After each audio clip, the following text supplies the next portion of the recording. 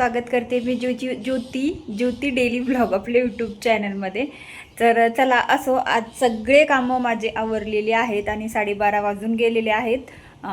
कामं तर माझी 11 वाजताच आवरली होती, पण 1-1.5 तास आपल्या व्हिडिओच्या एडिटिंग थंबनेल ह्या सगळ्या गोष्टींमध्ये जातो। तर जाऊ द्या, कधी सकाळी जातो तर कधी संध्याकाळी तर कधी दुपारी, असा थोडं जसा टाईम भेटेल तसं करते। तर आता मी काल काही जे ब्लाऊज कटिंग करून ठेवले होते ते पण मला शिवायला घ्यायचे आहेत आजचे, आणि जे पहिले होते ते सुद्धा घ्यायचे आहेत। तर आणि इकडं माझं काय का तर जे काही इकडं 2-3 दिवसाची दोऱ्याचा इथं गुतुडा झालेला होता, आता इथं कंटिन्यू 2 दिवसाला मी हे ड्रॉवर आवरते, पण तरीसुद्धा तेवढाच गुतुडा होतोय, कारण दोरेच तितके लागतात, काढले जातात कलरचे, आणि मग ते खूप जास्त असा पूर्ण असा गुतुडा होतोय। तर मी ते सगळं काढला, सगळे दोरे असे वेगवेगळे व्यवस्थित करून घेतले, कारण मग कसं मग पुढच्या वेळेस आपल्याला शिवायला घ्यायचे असले की मग लवकर सापडतात, नाही का।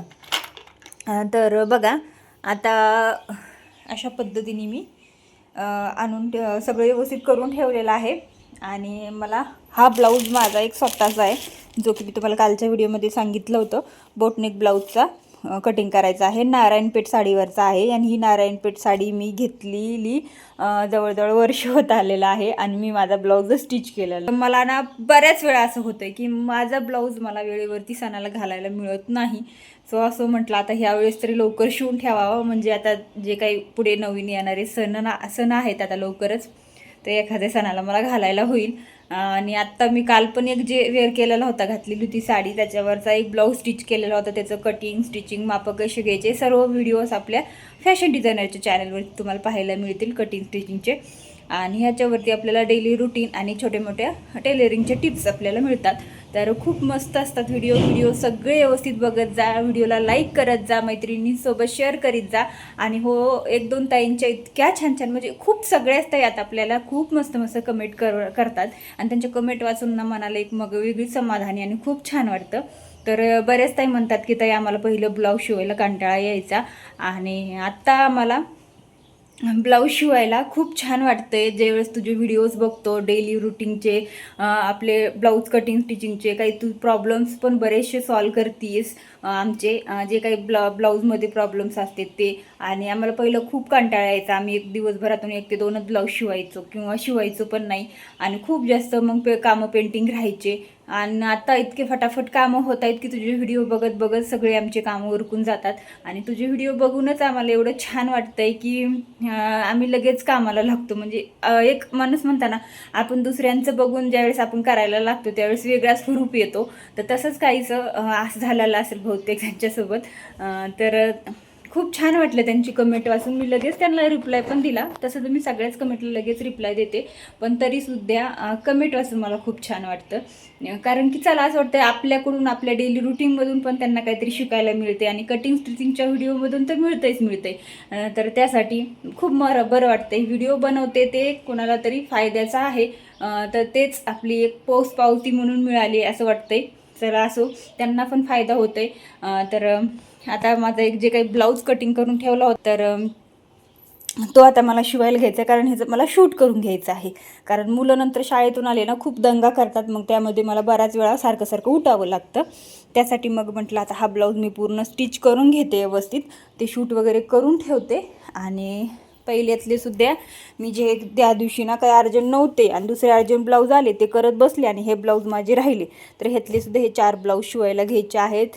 आणि इथं एक माझी साडी आहे, म्हणजे माझी नाही कस्टमरची आहे, ती पण पिकोफॉल करायची आहे, आणि बऱ्याचशा साड्या पिकोफॉल करायला पडलेल्या आहेत। आणि रात्री मी हा एक ब्लाऊज कट करून घेतला, खूप मोठ्या मापाचा आहे आणि वयस्कर मावशींचा आहे। कालच कमेंट आली होती की मला वयस्कर मावशींचा असा एक ब्लाऊजचं कटिंग दाखवत आहे, तर बरेच असतात बरा ब्लाऊज, पण मी शक्यतो जास्त कसं आता दाखवत नाही। त्यानंतर हा एक ब्लाऊज कटिंग करून ठेवला होता मी, जो की बॉटल ग्रीन कलरचा आहे। 2 ब्लाऊजचं कटिंग करून ठेवलं होतं रात्री, आणि माझं एक तसे 3 ब्लाऊजचं कटिंग केलेलं होतं। आणि हे बघा इथे एक पिशवी पडली आहे, तर हे ब्लाऊज आहेत ना खूप दिवस झाले शिवलेले, पण याचे बटन लावायचे राहिलेले होते, तर ते मी बटन लावून घेतले आज फायनली। आणि बरेचसे कामं पडलेले आहेत। ही एक साडी आलेली आहे, नऊवारी साडी शिवायला, 4 वर्षाच्या मुलीची आहे, मला शिवून घ्यायची आहे। तर आता ती पण कटिंग स्टिचिंगचा व्हिडिओ आपल्या फॅशन डिझायनरच्या चॅनलवरती नक्की बघा, तिथं मी अपलोड करेल. बऱ्याच ताईंनी विचारलं होतं की ताई कटिंग स्टिचिंगचा व्हिडिओ आमच्याशी शेअर कर, पण नऊवारी साडी शिवताना खूप जास्त हट जाते. म्हणजे मला तरी सोपीच जाते, पण ज्यावेळेस आपण शिवतो त्यावेळेस ते शूट करताना ना व्यवस्थित येत नाही आहे. म्हणजे कसं होते, शूट तर आपण करू शकतो पण त्याला खूप जास्त वेळ लागतो. आता जिथं साडी तिथं शिवायला 2 ते 3 तास लागतात, तिथं ती शूट करून शिवायला अख्खा दिवस जातो. त्यामुळं मग मी जास्त काय नेहमी त्याचं शूटिंग करत नाही. पण बऱ्याच पहिले आपले फॅशन डिझायनरचे चॅनल आहे ना, त्याच्यावरती बरेचसे व्हिडिओ आहेत लहान मुलींची साडीचे कटिंग स्टिचिंगचे, प्लस आपल्या वयाच्या जी साडी असती त्यांची नऊवारी त्यांचेसुद्धा कटिंग स्टिचिंगचे व्हिडिओ आहेत. कारण बऱ्याच नवऱ्यांच्या मी साड्या शिवलेल्या आहेत आणि इतरही बऱ्याच महिलांच्या शिवलेल्या आहेत. तर बरेच आहेत ते व्हिडिओ, तुम्ही नक्की बघा. कारण टोटली सगळंच आहे, कारण फॅशन डिझायनर म्हटल्यावर आपल्याला सगळं काय आलं पाहिजे. तर मला सगळं येतं, त्यासाठी मग मी सगळे व्हिडिओ तुमच्याशी शेअर करते. तर चला, असं आता पहिलं पटकन कामाला लागते. खूप जास्त बोलणं झालेलं आहे, 5 मिनिट त्याच्यातच झाले. चला पहिलं काम करते आता.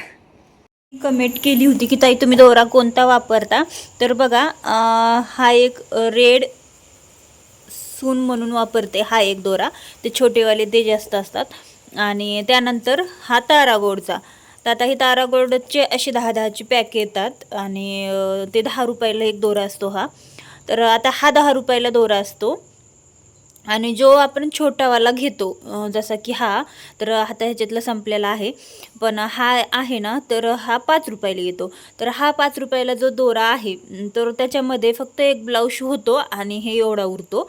तर त्यामध्ये आपल्याला एवढा म्हणजे एकच ब्लाऊज होतं आणि एवढा उरतो. आणि म्हणजे मग अजून एक तेवढा उरला तर फक्त ह्याच्यामध्ये एक साडी पिकोफॉल होते फक्त.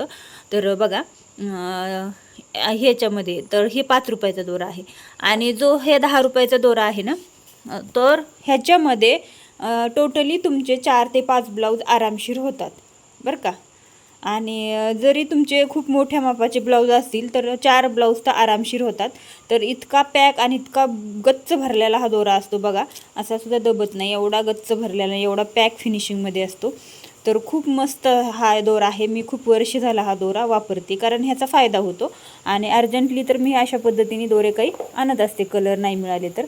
आणि अशा पद्धतीचे दोरे मी तारागोडचे मोठे मोठे बंडल आणून ठेवत असते, जेणेकरून काय होतं की मग उपयोगाला छान पद्धतीने येतात हे आणि आपला फायदा पण होतो. ते होलसेलमधून मी बॉक्सची बॉक्स आणत असते. तर चला, आणि पाऊस खूप जोराचा सुरू झाला आहे बाहेर, तर बघू शकता मस्त वातावरण झालं आहे आणि पाऊस येतोय. तर खूप जोराचा पाऊस सुरू झाला आहे. आभाळ तर प्रचंड आला आहे, अंधार बुडूक असा पडलेला आहे. आणि मला तो ब्लाऊज शिवायला घ्यायचा आहे अगोदर. आता ते ब्लाऊज पहिले शिवून घेते आणि मग बाकीचे कामं करते. चला.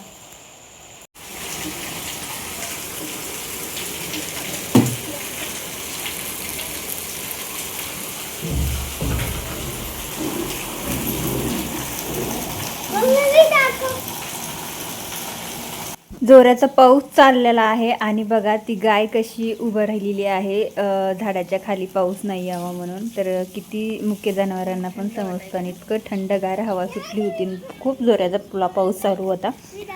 पाऊस तर अर्धा ते पाऊण तासच होता, पण खूप जोराचा चाललेला होता. आणि लाईटही गेलेली होती, ब्लाऊज शिवायला घ्यायचा तर लाईट गेली. आता जोराचा पाऊस सुटल्यामुळं लाईट गेली ना, अगोदर वारं खूप होतं त्यामुळं. आता इथं तिला जास्त पाऊस लागत होता त्या गाईला, तर ती पलीकडे जाऊन बसली. तर चला, आता म्हटलं काही ब्लाऊजचं कटिंग करून ठेवावं आणि काही साड्या काही पिकोफॉलला घ्यावात. पण म्हटलं जाऊ दे, आता साड्या काढावात तर परत लाईट आली तर तेवढा सगळा साड्याचा पसारा आवरीत बसावं लागतो. मग साड्या नाही घेतल्या पिकोफॉल करायला. आता जवळजवळ 10-15 साड्या आहेत अजून पिकोफॉल करण्यासाठी. पण म्हटलं जाऊ दे, आता नकोच, आता एक दिवस त्याच्यासाठी स्पेशल काढूयात किंवा एक दिवस दुपारून असं. तर मग त्यासाठी ब्लाऊज कटिंग करायला बसले. म्हणलं अगोदर हे ब्लाऊज कट करून घेते, कारण जे शिवायचे ते नेमकं असं झालं की लाईट गेलेली होती आणि मग काय शिवायला बसावं तर लाईट गेली. मग म्हटलं तोपर्यंत आपलं टाईमपास करण्यापेक्षा आपलं कटिंग करायला बसावं. त्यासाठी मग इथं मी 3 ब्लाऊज कटिंग केले आणि एका ब्लाऊजचं शूट पण करून घेतलं, जो की 40 साईजचा ब्लाऊज आहे. त्याचं आपला व्हिडिओ येईल लवकरच दुसऱ्या चॅनलवरती. आणि इथं बघा काही एकाच मापाचे 3 ब्लाऊज होते आणि मग पटकन कटिंग करायला बसले. आणि असंच असतं माझं, लाईट गेल्यावर मी टाईमपास करत नाही. व्हिडिओ एडिटिंगचे काही कामं असतील तर ते थोडेफार करून घेते, किंवा हुक बसवते, किंवा साड्या पिकोफॉल करते, किंवा ब्लाऊजचं कटिंग करून ठेवते पुढच्या जे काही शिवायचे असतात ते. मग तितकाच आपल्याला संध्याकाळचा वेळ थोडासा वाचतो नाही का. तर अशा पद्धतीने मग कामाचं रुटीन चाललेलं असतं. तर बघा आता लाईट गेली म्हणून आपण काय बसून नाही राहायचं, आणि त्यात बी अर्जंट ब्लाऊज असेल तर मी लाईट गेली तर पायावरती मशीन लावून शिवत असते, पण बसत नाही. कारण आपण समोरच्यांना सांगितलेलं असतं तर वेळेतच पोहोचते आपल्याला करायचं असतं. आता तुम्ही कालच्याच व्हिडिओमध्ये बघितलं, आषाढी वाडीचे अर्जंट ब्लाऊज होते, आणि त्या दिवशी पण असं होतं की लाईट येत जात होती, पण संध्याकाळी मला ते 5 वाजेपर्यंत कंप्लीट करून द्यायचे होते. तेवढे माझे बरोबर टायमाला रेडी झाले, आणि मी ते वेळेमध्ये पूर्णसुद्धा करून दिले. तर त्यामुळंच मग कस्टमर आपल्याकडं कायम विश्वासाने येतं की नाही बाबा हे आपल्याकडं देतात आपल्याला. आता कधीतरी इमर्जन्सी असेल तर खरंच मग त्यावेळी नाही होत देणं, कारण मग आपले पण ते गोष्टी हातात नसतात. पण छोट्याशा प्रॉब्लेममुळे आपण शांत नाही बस, आपलं काम पूर्ण करत राहायचं. मग 3 ब्लाऊज कट केले आणि लाईट आली तर तुम्हाला दाखवते. हे 3 ब्लाऊज कट केले. 40 साईजचा ब्लाऊज आहे, म्हणजे 40 साईजचा प्रिन्सेस कट ब्लाऊज आहे. आणि ह्याच्यातलं एका ब्लाऊजचं कटिंग मी शूट केलेलं आहे, ते तुम्हाला दुसऱ्या चॅनलवरती अपलोड होईल व्हिडिओ. आणि कटिंग तर झालं आहे. आता हे सगळं थोडासा पसारा आहे तो आवरून घेणे, मेन टॉपिककडे वळते, म्हणजे ब्लाऊज शिवायचा आहे. चला. आणि मग काय लगेचच ब्लाऊज शिवायला बसले, आणि नेमकं असं झालं होतं की मोबाईलची चार्जिंग संपली होती. तर मोबाईल चार्जिंगला लावला होता, आणि नंतर मग हे शूट करायला घेतलं, आणि तोपर्यंत हा ब्लाऊज माझा कंप्लीट झालेला होता. अगदी 45 मिनिटात हा माझा ब्लाऊज पूर्ण रेडी झाला. तर पाहू शकता खूप सुंदर फिनिशिंगमध्ये हा कटोरी ब्लाऊज होता. तर हा ब्लाऊजसुद्धा 40 साईजचा ब्लाऊज होता. तर 40 का 38चा, 38 साईजचा होता. तर हा ब्लाऊज पण रेडी झाला, आणि त्यानंतर मग सोनू म्हटली एक फोटो काढते थंबनेलसाठी, तर मग तो काढून घेतला. आणि बघा हा ब्लाऊज मी तुम्हाला दाखवते, खूप छान फिनिशिंगमध्ये झाला. फक्त खाली थोडासा कपडा नव्हता त्याला उरला, तर थोडासा प्लेन कपडा लावला क्रॉसपट्टीला, कारण त्यांनी ब्लाऊज पीस खूप कमी आणला होता. आणि हा ब्लाऊज होता तो मी आता दुसरा घेणार होते शिवायला, तो आता माझाच होता, तुम्ही तर काल बघितलंच व्हिडिओ कटिंगमध्ये. तर हा ब्लाऊज आता बोटनेक ब्लाऊज होता. आता त्याची डिझाईनसुद्धा मला पॅटर्न बनवायचा होता, तर दोरा वगैरे म्हटलं लावून घ्यावं आणि लगेच शिवायला शिवून घ्यावा हा ब्लाऊज. आता हा ब्लाऊज करता करता मला बराच वेळ गेला, कारण ह्याला खूप सुंदर अशी सिम्पल युनिक डिझाईन केलेली होती, आणि त्याचा व्हिडिओ आपल्या चॅनलवरती आज दुपारी 1 वाजता आलेला आहे, जो की ज्योती सुरोसे फॅशन डिझायनर मराठी आपल्या या चॅनलवरती त्याचा बॅक बोटनेक ब्लाऊज डिझाईनचा आलेला आहे व्हिडिओ, तो तुम्ही नक्की बघा. तर अशा पद्धतीचं आजचं माझं कामाचं होतं असं काही रुटीन. तर म्हटलं आता हे ब्लाऊज शिवून घेते आणि मगच तुम्हाला दाखवते, कारण दाखवण्यामध्ये बराच वेळ जातो. आणि मग मोबाईल मी हँड बोर्डला लावलेला होता, तर मग त्यासाठी हा ब्लाऊज पूर्ण स्टिच करून घेतला, आणि ह्या ब्लाऊजचं पूर्ण शूट केलेलं होतं. तर ह्याचा बॅकनेकचा डिझाईनचा सुद्धा सेपरेट व्हिडिओ येईल, आणि जो की पूर्ण ब्लाऊज ब्लाऊज स्टिचिंग फिनिशिंगचा सुद्धा पूर्ण व्हिडिओ येईल. तर अशा पद्धतीने, आणि कटिंगचा व्हिडिओ तर कालच टाकलाय, जो की तुम्ही बघा जाऊन तिथे. तर बघा किती छान पद्धतीने हा ब्लाऊज पूर्ण रेडी झालेला आहे. डिझाईन तर एक नंबर झालेली आहे, इतकी सुंदर वाटत होती की बघायचंच काम नाही. युनिक डिझाईन केली होती. आता मी काय करत असते, माझ्या ब्लाऊजची डिझाईन एखादी नवीन केली की तीच डिझाईन मग सगळे कस्टमर बघून, माझी फोटोज बघून किंवा डिझाईन बघून, सणावाराला घातला एखादा ब्लाऊज की ती डिझाईन बघितली की मग तीच बनवायला सांगतात. तर ही नवीन डिझाईन होती, जो की मी बनवली होती. तर चला, आजचा व्हिडिओ इतकाच. व्हिडिओ तुम्हाला कसा वाटला कमेंट बॉक्समध्ये कमेंट करून नक्की कळवा. व्हिडिओला लाईक करा, शेअर करा, आणि चॅनलवर तुम्ही नवीन असाल तर सबस्क्राईब करा. भेटू नंतर.